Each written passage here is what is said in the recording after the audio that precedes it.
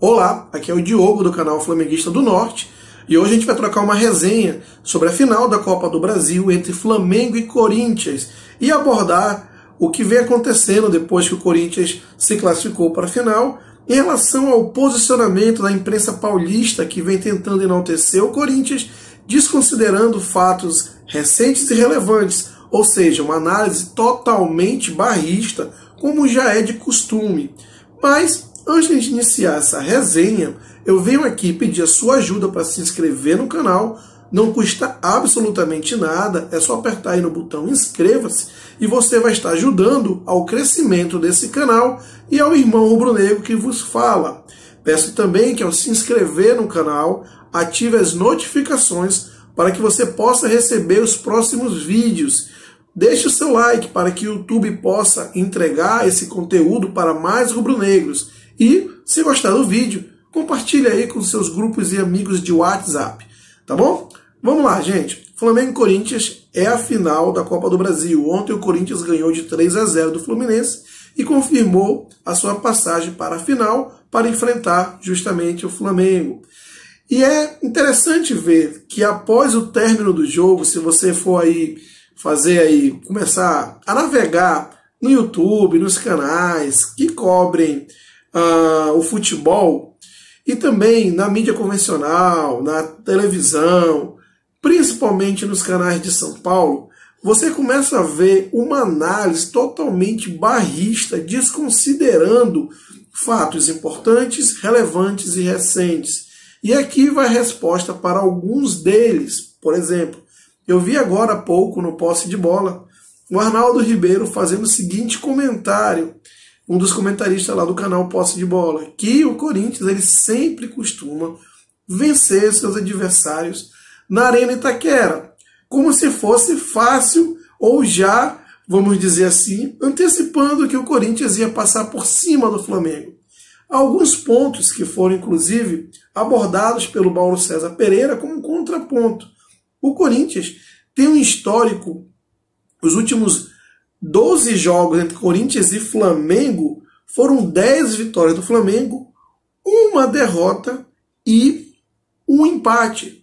Sendo que o Flamengo, quando joga com o time titular, tem passado o trator em Itaquera. Vamos lembrar?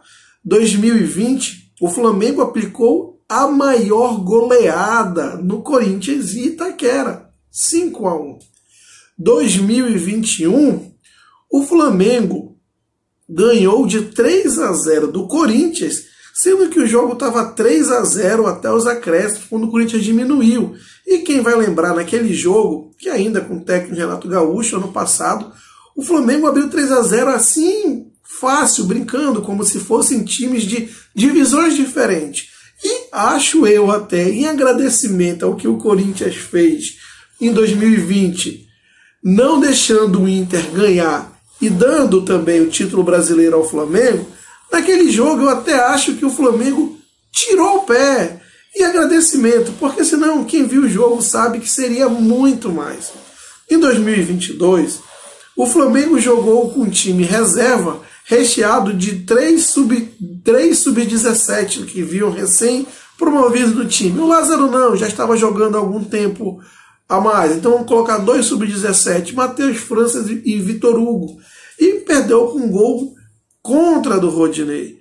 Mas quando colocou realmente o time principal, ou a cavalaria, parafraseando o Vampeta, passou 2-0 na Libertadores e passou o rodo. O Corinthians está procurando a cor da bola, está procurando a bola até hoje. Ou seja, os fatos recentes mostram que o Flamengo passa o carro, passa o rodo quando enfrenta o Corinthians. Mas não é isso que a imprensa paulista aborda. Ela ignora, porque quer vender a imagem forte que o Corinthians tem condições de enfrentar o Flamengo, que vai ser um jogo sem favoritismo. Esquece isso. Analisem de forma imparcial os fatos como eles são.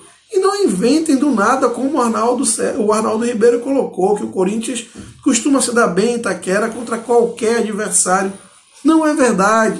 Então aí os números. E olha, eu nem vou colocar os jogos no Maracanã. Se eu não me engano, Fazem mais de 15 anos que o Corinthians não vence o Flamengo no Maracanã. Se não isso, desculpa, teve um jogo sim, eu acho que em torno de 7, 6 anos que o Corinthians não vence o Flamengo no Maracanã. É peia atrás de peia, tanto em casa como fora de casa. O Corinthians com o Flamengo é aquele freguês de carteirinha. Sabe aquele freguês que paga um dia antes o boleto, um dia antes do vencimento, para não correr o risco de atrasar, com medo que atrasa, e paga ali orgulhoso, antes do vencimento. Paguei. Esse é o freguês que é o Corinthians, frente ao Flamengo. E a imprensa paulista sempre considera isso. Vi ontem também no ESPN 90 o Felipe Fassicani dizendo que o Corinthians seria um adversário muito mais difícil para o Flamengo. Da onde tirou isso, Fassicani? O Corinthians só perde para o Flamengo. Vou lembrar novamente. 2020, 5-1 em Itaquera. 2021, 3-1. Tiramos o pé e deixamos o Corinthians fazer um gol de honra em homenagem, agradecimento a 2020, quando segurou o Inter. Em 2022, a gente botou um time de reserva com 2 sub-17 e precisaram de um gol contra do Rodinei, o time titular do Corinthians, para ganhar de 1-0. Mas, quando o time principal foi jogar realmente na Libertadores, que era o que valia, quando a gente botou a cavalaria, o Corinthians não viu nem a cor da bola. Até hoje está procurando. O Flamengo passou o rodo. E no jogo de volta, também em consideração, num acordo ali entre cavalheiros, fez só 1-0 e ó, Corinthians, fica aí, não mexe não, para não ser humilhado. É isso que aconteceu. Como é que a imprensa ignora isso? E depois de todo esse histórico, inclusive recente, fazem o quê? 1 mês e meio que o Flamengo ganhou do Corinthians em Itaquera, passando o rodo, menos que isso. Como é que ignoram isso para falar agora não? O Corinthians está muito mais forte, vai ser um jogo muito igual. Aonde isso? O que acontece é que existe uma imprensa bairrista extremamente que não aceita, que fica muito incomodada que um outro time que não seja de São Paulo esteja de forma disparada a maior torcida do Brasil e que exerça tanto fora de campo, na sua gestão, na parte de receita, na parte financeira, como dentro de campo, através dos resultados recentes, uma hegemonia, uma dominância no futebol brasileiro. Ah, mas o Flamengo não ganhou título ano passado. É verdade, acontece, mas disputou todos até o final. Foi na semifinal da Copa do Brasil, foi na final da Libertadores e foi vice-campeão brasileiro. É legal? Não, não é. Mas mostra que o Flamengo está sempre chegando e cada vez mais dominando.